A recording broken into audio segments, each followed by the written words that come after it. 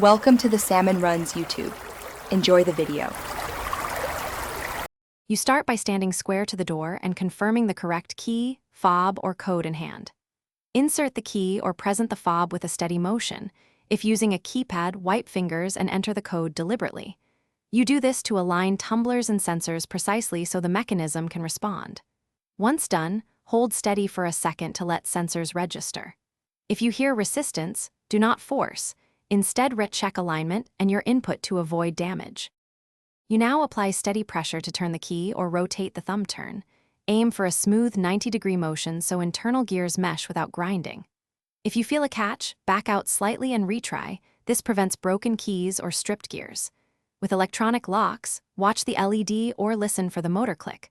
Only then pull the door toward you. Once engaged, test the handle once to verify the latch fully retracted and the door opens freely without dragging. You finish by closing the door firmly until you hear the latch click into place. This ensures the bolt seats correctly.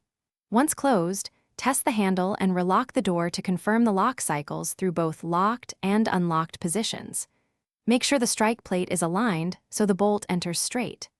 If the lock fails to engage, check the battery or key condition, clear debris from the strike and latch, and adjust alignment. These are the most common quick fixes to restore. Thanks for watching. Consider subscribing if we helped you.